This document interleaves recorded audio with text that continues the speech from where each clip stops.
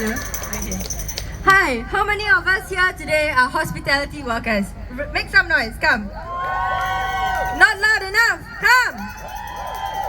Okay, so those of us who work retail and F&B learn what pain means through the blisters on our feet and the painful aches in our bones from standing for long hours unnecessarily, even when there are no customers around.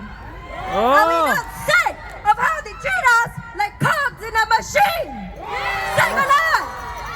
I learned what cruelty was through witnessing the peeling, cracked and callous hands of dishwashers whose employers wouldn't even spend a single cent buying them gloves. I learned what extortion was when I found out that the migrant workers at the place I worked at were working 16-hour weeks. 16-hour shifts, 7 days a week for years. Yeah, exactly. Be angry. Okay. Did not legalize robbery when paying migrant workers as low as $2 an hour is allowed. When there is no universal minimum wage that keeps up with inflation, workers are forced into working longer hours to make ends meet. I learned what authoritarianism meant when I started to recognize that lifeless, empty, glassy look in the eyes of all the overworked workers around me. They are afraid to speak up even when they suffer terrible conditions. Doesn't that kill our spirit? Yeah! It made me ask, isn't it weird that we are not taught about the importance of democracy in the workplace? After all, we spend 8 hours a day for most of our adult lives working. How much time do we spend voting in comparison?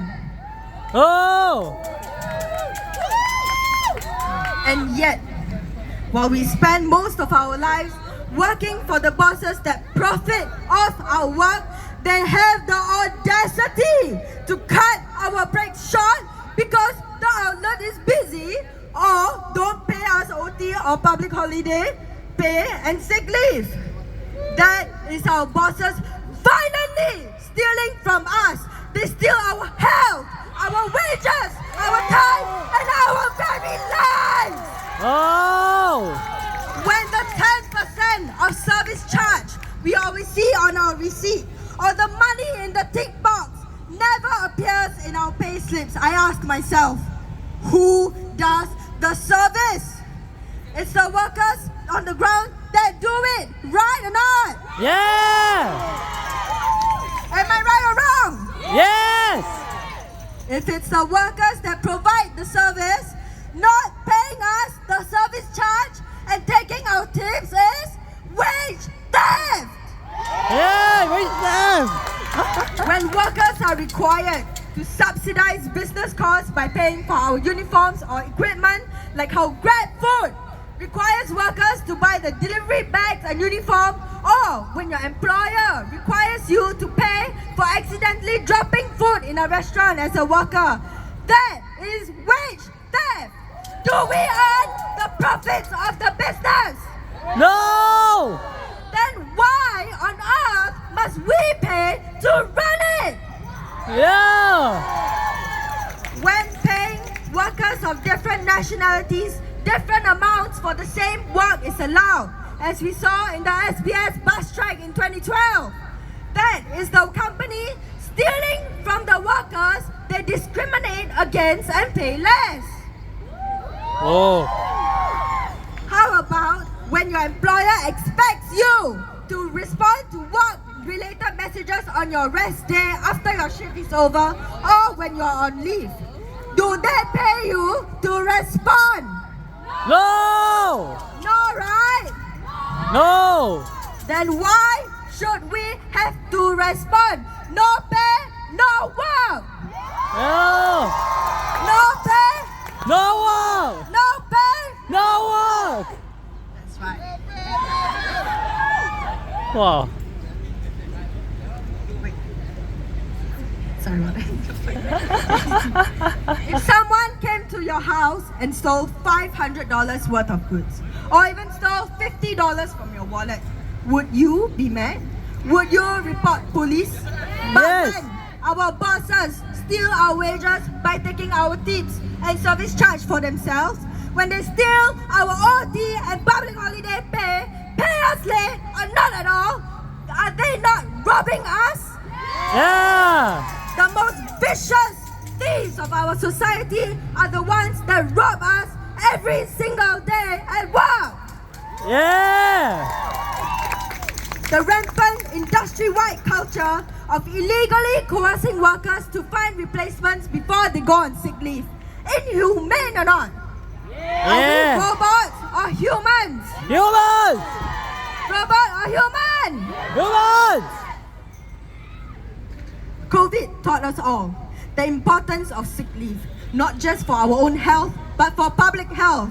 But it seems that these companies would rather risk the health of workers and the public just to make some more money. The penalties we have don't seem to deter them enough from risking the health of workers and society. So, we must demand heavier penalties for this kind of abuse. Yeah. We have been taught to suck it up and take it, that we do not have the power to change things. Well, look around you. No, like literally, look around you. Who runs your workplaces? Workers like you or your boss and the shareholders? Workers. Workers do! Yeah. We are the majority. We are the ones that provide services, produce goods, and run this city. Oh. Will function without us. That is how powerful we are. Yeah. On. Look at history. It was the ordinary workers just like us that won us the 8-hour work week, the weekend, and paid parental leave. The people that tell us we do not have power are afraid of what we can do if we realize how much power we hold. Yeah. Yeah. We deserve the right to sit, to not respond after work, to unionize, to a minimum wage, to independent and free unions so that we can be protected. Yeah. But change has never and will never come without us demanding and fighting for it. So what can you do? You can join a movement to start fighting back, and you can demand for your rights to be here today. It will be a long fight, and we will not always win. But do you want to be heard? Yes. Do you want your rights to be taken seriously? Yes. Not allowed enough, Duana. Seriously or not? Yes. Then we have to make ourselves heard and take our rights seriously. Power to the The people. people. Oh, to the people. Oh. Yeah. Yeah.